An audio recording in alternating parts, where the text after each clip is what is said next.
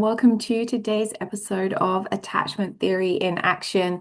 I am very excited to welcome a great mentor of mine, Matt Obert, to the podcast today. Matt is actually the president and CEO of Chaddock, where he has found his true calling. Every day, he leads a passionate team that chooses to step into the hardest places, where pain, loss, and trauma seem overwhelming, and bring hope. Rather than turn away, Matt is compelled by love to stand with children and families, believing that healing is always possible. Well, hi, Matt. Thank you so much for joining me on today's podcast episode. Kirsty, glad to be here. Look forward to the opportunity to have the discussion. Yeah, it's really great to have one of my own here, or should I say, I'm probably one of your own, to be Yeah. fair, given that you are the CEO of the organization. But no, I really am so thankful to be able to sit down with you and learn about the new book, Beyond Trauma Care, and really kind of share with our listeners a little bit of insight into the work that we do, the work that you do, and how not only your journey has evolved, but maybe how the organization has evolved, and how attachment theory fits into all of that. So my regular listeners know that I like to start the podcast with the same kind of question, and that really is, was there anything in your early life experiences, or maybe early on in your career that's kind of led you down this path into social work, into attachment, and kind of having this desire to learn more about those kinds of topics and fields? Yeah, I think that's an excellent question, Kirsty. And I don't know if I can say there's, like a trauma-informed moment or necessarily an attachment moment that stands out. But I think the fact that I grew up in a house of 10, when we count my parents, so five brothers and two sisters. And there were six of us boys that had to share one bedroom. And Wow. so I think, and I was toward the bottom of that group. I was number six out of the eight. So one of the younger ones within the group. And I think, quite honestly, I look back on the lessons learned, growing up in that environment, is that early on had to learn to recognize each other's emotions. We weren't really good at labeling them, but we did become, I think, good at. I know today in the room, if I'm going to get to be the one that picks what radio station comes on, because we didn't have TVs, but we did have a radio, and we didn't have air conditioning, and we had a fan in the room. But if I want to get a chance on that fan blowing in my direction versus the other direction, that we had to recognize who was in a good mood, who was in a bad mood, what was going on in their particular life, when we could joke, when we needed to maybe back off and Mhm. let someone alone. And quite honestly, when we also noticed that when a brother may have been quite upset, just to check in and say, what's going on with you? And so we kind of learned, I think, attunement, which is so critical to the work we do today. And then I think of, my gosh, the chaos of being in that house and trying to get up in the morning and rush into the bus, and mom hollering at us, and us fighting to see who's going to get. We had one bathroom, who's going to do that, and all that. But in the midst of all that chaos, just to know that the home was a safe place to be, Mm. and that safe relationship, I think is probably, if I look back, where a lot of the roots of who I am today, and what I become, and what I've learned about being attuned to others. And then along the way, my faith journey introduced me. Um, there was a time that I didn't believe in myself much, and didn't have a lot of confidence in who I was, and sometimes in that large group you could feel lost, and you could feel Mhm. isolated, and that's not a good place to be at time. And the very idea of people being around you but not connected with you can cause quite a disruption in how you view yourself. And so the same things that were causing that isolation, we're going to be healed by re-engaging in those important relationships. And so, it's those relationships through my faith, through the friends, through my family that really, continue to build on who I am today and where I guess have gotten to. Firstly, thank you for sharing some of Yeah. your story. I will say personally, it's a treat to be able to learn a little bit more about your beginnings and where you've come from. I, having grown up as a sibling group of just two of us, I can only imagine the chaos that was your home. But what a wonderful thing for you to be able to say and look back on that amidst all of that chaos, you knew that home was a safe place to be. Yeah. And you're not just talking about physical safety, right? You're talking about emotional safety. Right. Right. Well, and then I have to give my sisters credit. Of course, they were lucky. They only had to share a room with each other, not all of us. But learning that their approach and the way in which they help sometimes diffuse us boys when we're in the middle of a fight, and things like that. To look back, there's just what lessons learned. I would say from my sisters of how to handle emotions differently or express them differently, and approach it differently.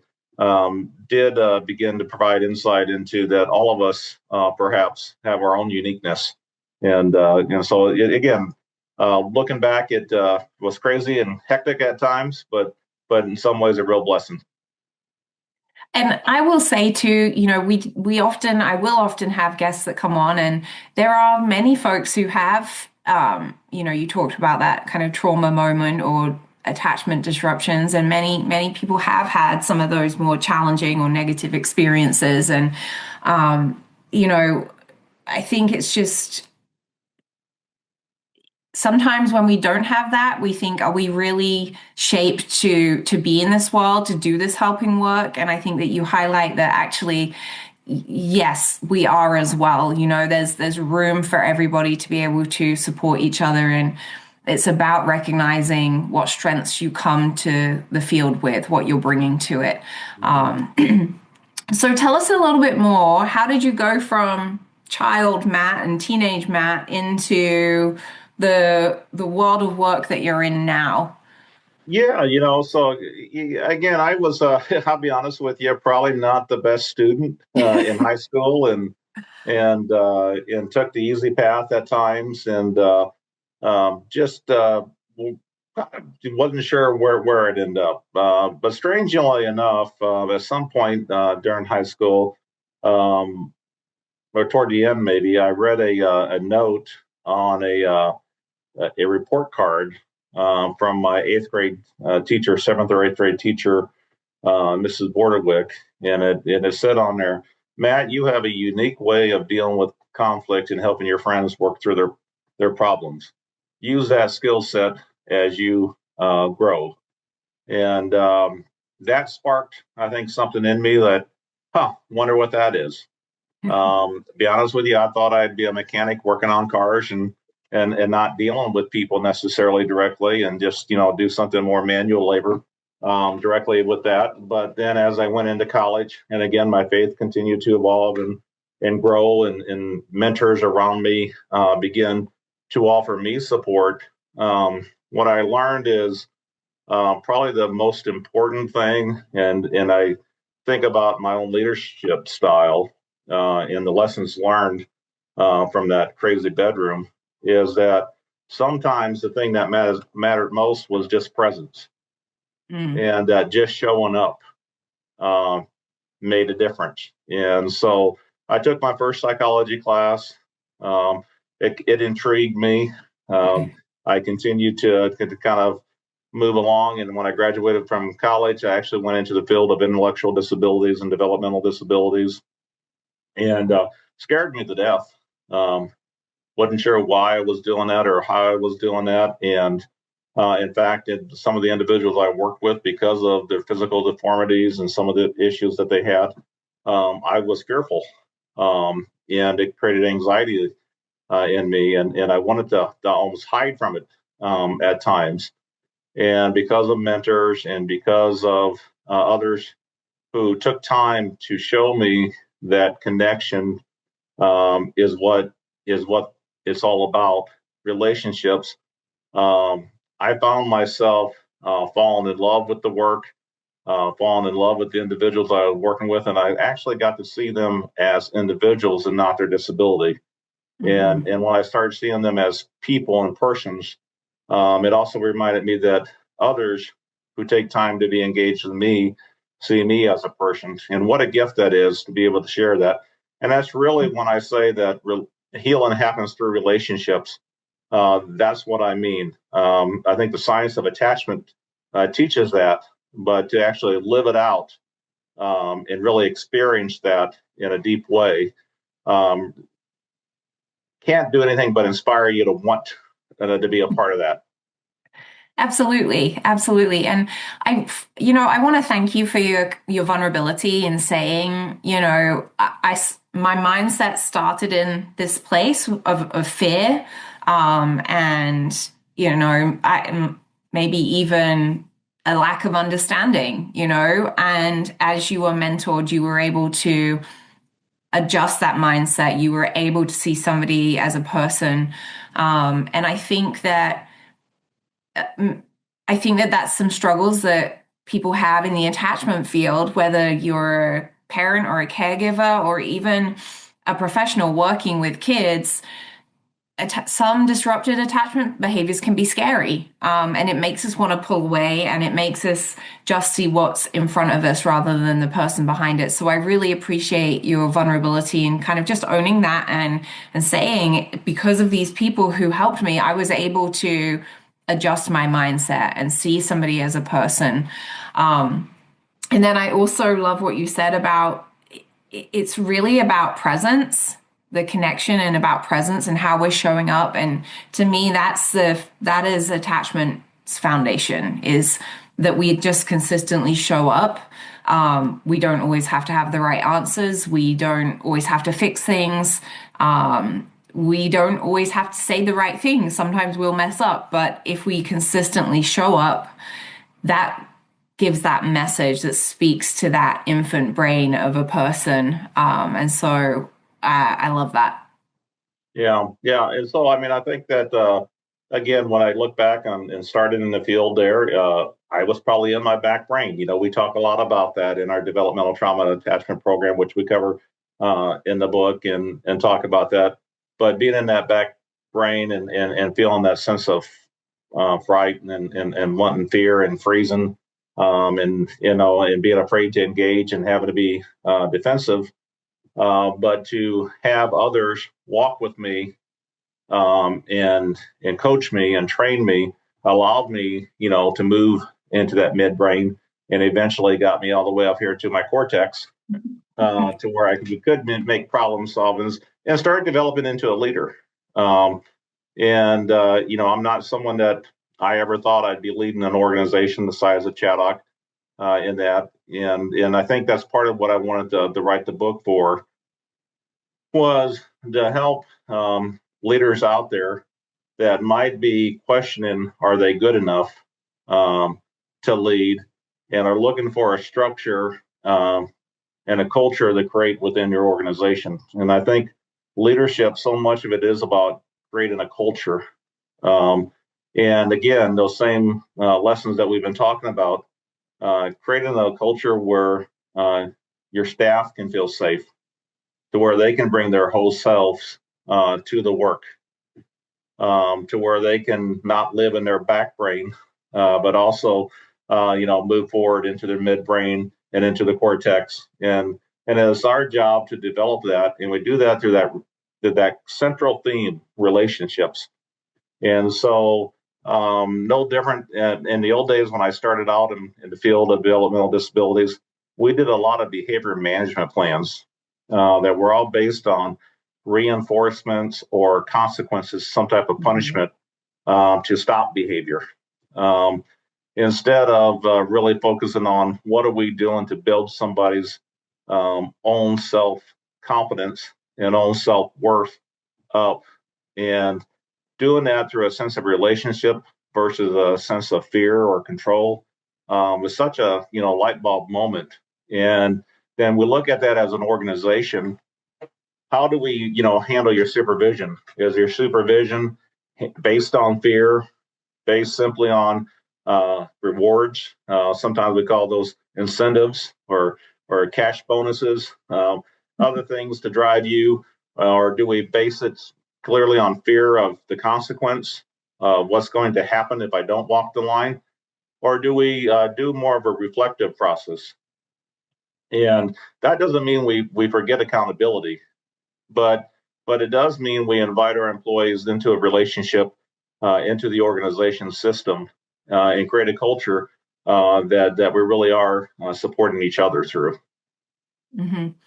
Um, I I'm just thinking about this because I love this so much. And I'm so glad that you said too about the accountability piece, because I know that there will be listeners out there who will say, well, what about the accountability? And it's all very well saying that there's no, are you saying that there's no consequences? No, that's not what we're saying. But there is a way to hold people accountable in a way that still allows for them to show up as they are and to welcome them and meet them where they're at and say, let me see what we can do together to get you to a point where you are meeting the expectations or you are, really living in the culture of our organization.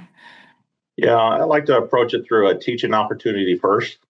Um, and again, if somebody's not open to what you have to offer or what you do, you have to have those tough discussions. If somebody is, consistently not doing what's expected, or worse yet, somehow rupturing a relationship between those that we're supposed to support, absolutely we have to address that.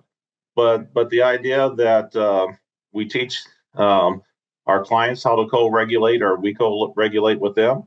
Supervisors and their employees sometimes need to co-regulate. And it's those same principles really that we talk about in the treatment model or clinical approach, which we're now fortunate enough, to have recognized in the California Evidence-Based Clearinghouse as a informed practice. That is really just applying those same principles to the relationship with those that you are co-workers with. Yeah, and I appreciate that so much, because I almost feel like, I mean, that's what we're asking our caregivers to do with our children. And so by caregivers, I was initially meaning, parents and those parental figures that children have outside of our organization. But as I'm talking, I also mean our caregivers who are working directly with the children in whatever. And actually, we're all caregivers in our organization, because we're all working for the best interest of the children in our care, and even the family members. And so I just appreciate that parallel experience that, we are expecting something of them. So we really should be doing it for each other as well. Sure. Yeah, and Kirsty, you know that we often use the story of baby A and baby B, and I hope your listeners, that might sound familiar to them, is the young child that grows up in a safe, nurturing environment, and how they view the world and see the world and go explore the world with curiosity, and with learning, to where baby B, who's maybe neglected, doesn't have the healthy attachments, or worse yet, abused, becomes withdrawn, doesn't feel safe, doesn't explore the world. Well, think about that with your employees and the culture that you're building at your organization. If your employees feel safe, nurtured, what that invites is for them to be creative, to not be afraid to try something and fail, to bring innovative solutions to the table, or program ideas to the table, because they know they have a safe environment or a safe core to return to within, and they can get that support. That doesn't mean they won't get direction. Even a child that stays out too late, there's probably going to be a consequence. But the parents are probably going to talk about the why behind that. and Mhm. do that in a way that the child still feels self-worth, even though they may have to abide by the consequence that's delivered. To where if you run an organization based on fear, how many employees aren't going to bring that next new idea to the table, aren't going to are going to stick with this is the way it has to be done, even in the moments when what normally is done in this situation may cause harm. You actually are causing that same type of fear that creates that back brain thinking. Um, and so, if you really want a culture of innovation, of creativity, of growth, you have to create that organization with a sense of safety and trust. Yeah, and I will say as an employee, I definitely have felt that. And as I'm thinking about, attachment theory and attachment styles, and as you're talking, what's coming to my mind is, and when you talk then about baby A and baby B, what's coming to my mind is my own experience. And, I was very fortunate to most likely fall into the baby A category. And so, I am able to receive that nurture that comes in from the organization, from supervisors. And so it's actually making me think about, how do we support those who maybe are in baby B category, who have had more relational disruptions? How do we help them as an organization to create that safe base for them and help them move towards that cortex level of thinking? Yeah, no, perfect, and that's really again one of the things that I outline in the book. After each chapter within the book, there are a series of questions for a leader to ask. Are we implementing these type of practices that are helping somebody new to our organization adapt to our way to create safety? Many of the ways that we have to, do that for kids is we have to recognize that perhaps we're going to need to initially start on that basic level of let's build safety before we start handing off the parts of the job that need high level problem Mhm. solving and things. So it is being attuned and recognizing early on who you have invited into your organization, and take time to learn about who they are and where they are at, and then meet them at that level and Mhm. walk beside them and nurture and mentor and and allow time for that growth. Mhm. And it makes me think of the saying, you can't give what you yourself has not received. And so we are asking, and I can speak about this having worked in direct care myself. We're asking people to come into situations that can be very emotionally triggering, that, can cause us to potentially experience our own vicarious trauma. And you're absolutely right. We need to be able to create that foundation of safety so that when they're in those situations, one, they know what to expect, and they know who they can turn to when, things will undoubtedly go wrong at some point. We're going to trigger a kid, we're going to cause a behavior to escalate. These things happen because we're human. And you mentioned earlier about the rupture and repair. If we don't create that foundation of safety for our employees, then when that rupture happens, they have nobody to go to kind of process, to figure out how do I go back and repair with this child or with this family. So it really, I just love what you're saying. Just highlights the Yeah. the importance of it.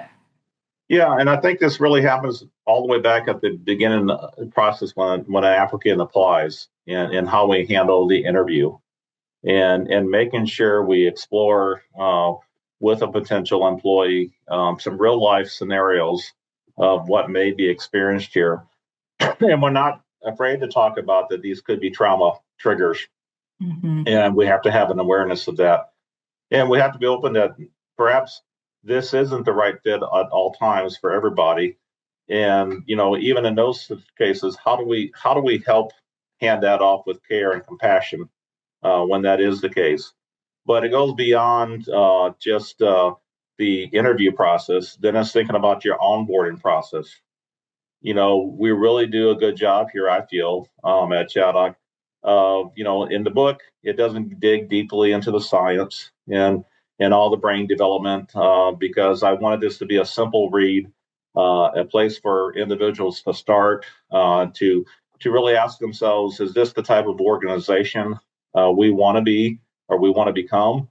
And knowing that we could always go deeper if the answer is yes to that. But for our employees, when they say yes, they don't know for sure what they're getting into.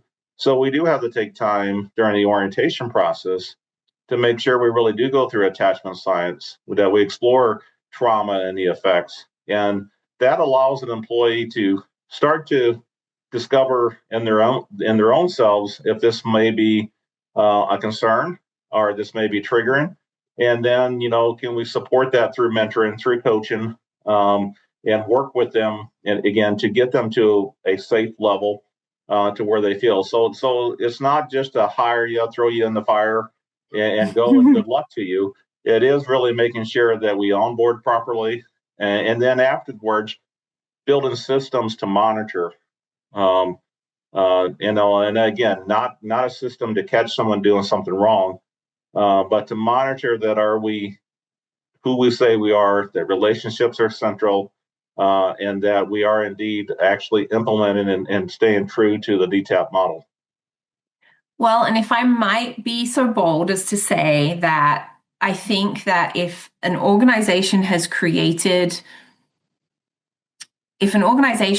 effort in to create that felt safety, has prioritized relationships and connection, and lines of communication, that when the monitoring piece comes in, those that really truly feel that safety are much better able to, be okay with it, to put that very simply.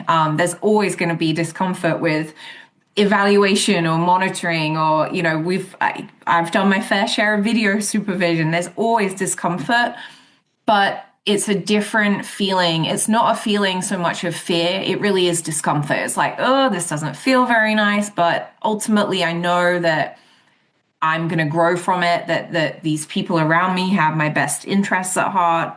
And so, I feel like it becomes easier and less questioned because people know the reason behind it.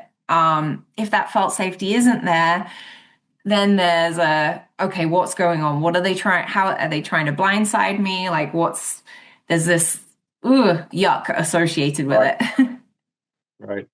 No, absolutely, Kirsty. So I think it is, again, understanding your culture. It's been said before, cultural eat strategy for breakfast any day of the week. So that, you can have the best strategy, but if you're not creating that environment that allows people to be the best of themselves and to feel that safe and to feel that ability to grow, then you really are kind of, not moving forward. And I guess what I would say is, as I look at my role now, I don't get a lot of opportunities to work directly anymore with children and families, and now I'm in the presidency role. I really feel that my role now has to focus on building the next generation of leaders, and really that's what I want to do is build leaders who understand that their people matter and that the same things that we say are so important in the lives of those that we're trying to provide hope and healing to that come to us, that our individuals that work for us bring their own story, their own life. I used to say that I had a boss that always said, leave your life at home and come to work. And eventually my response was, well, if I don't bring my life, whose am I going to bring? My neighbors? I can't borrow somebody else's. So if you're not going to allow me to be my whole self and try to help me understand that, and that doesn't mean that I can, not follow the organization's culture, principles, guidelines, whatever, but to be recognized as a person that's valued and recognize that I do have all this stuff going on, but yet I can feel safe here to bring that. it does allow me then to be a better employee. And again, so my job is to mentor leaders who want to help bring other people up with them. Um, I want to go back to something that you just were talking about in terms of, leaving your life at the door. I think you highlight something that is really so important in our field, that there is not only from an organizational standpoint, there is that responsibility on the organization to create this safety, but there is also some responsibility on the individual to recognize and say, I am bringing this stuff with me, whatever that stuff might be.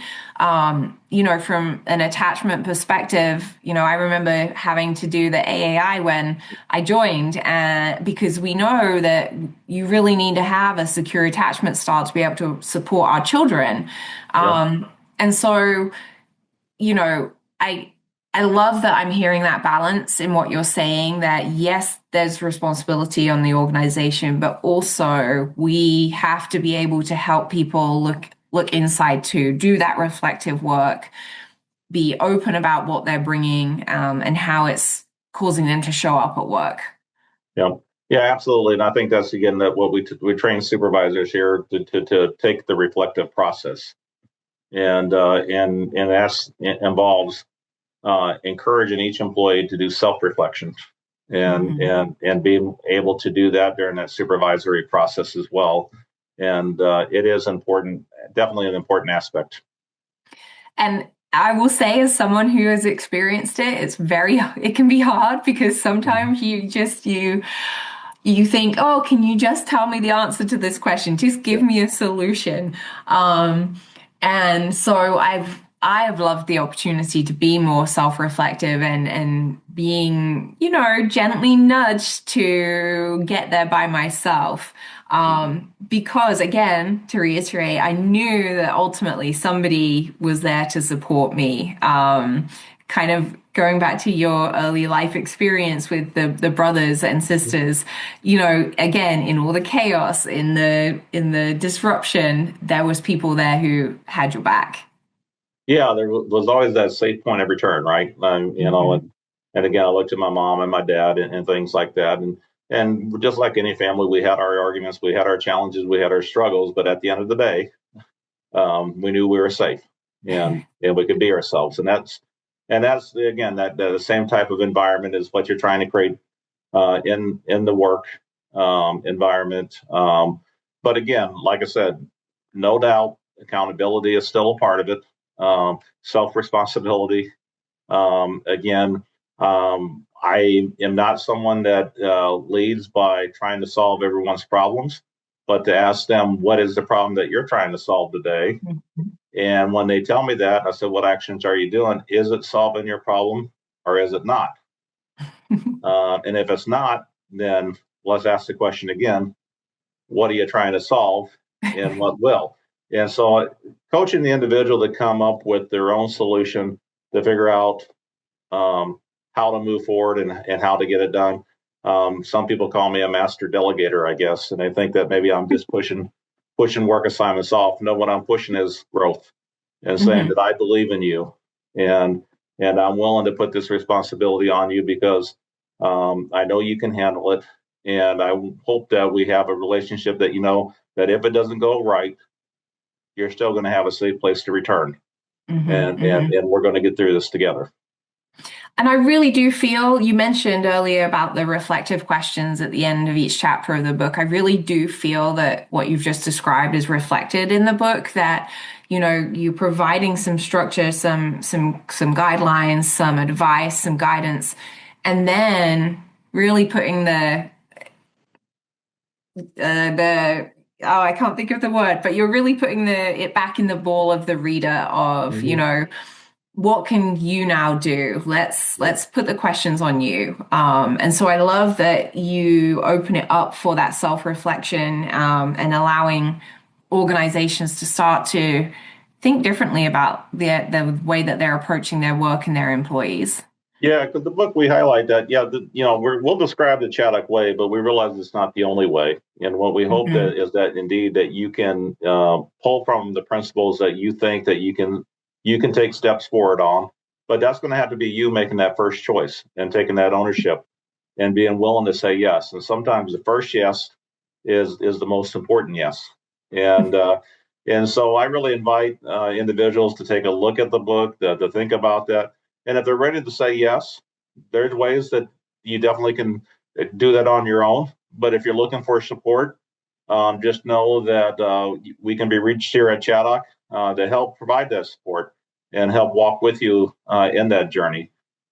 And beyond that, hopefully, what this does is then create organizations that also understand that our service model, our advocacy goes beyond our own communities, our own organizations, and that we can have a voice in shaping public policy, and that we should really be encouraging our office holders and policy setters to really understand that as they fund and advance the work of human welfare child services, that they should require ongoing training and openness to trauma care, but just as importantly, relationship based models of care, which is that attachment piece, which is often missing. A lot of folks go to training one time on trauma and then suddenly say we're trauma informed, but they have not fully engaged in the relationship component, that attachment based component. And that's really what we're trying to push. And again, trying to hope that the book highlights that this is really that combination of Mhm. trauma care, but beyond that, the attachment approach, relationship based approach that has to walk side by side with that. Well, I don't know that I can really follow up after that. You've kind of summed it up brilliantly, and I love that you've kind of ended us on the word relationships and being that safe space for our employees, and then for the children and families that we serve, and being that safe space in this entire system.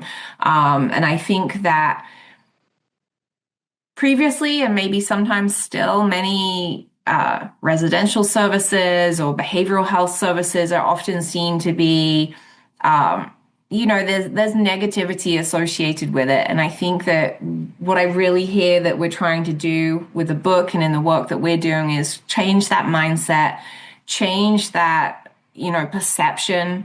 And again, to reiterate what you said, being that voice for children and families who then will know and hopefully realize that we are a safe space for them to land and a place to help them get from back brain into front brain where they can then advocate for themselves and so on. So Matt, thank you so much for joining me.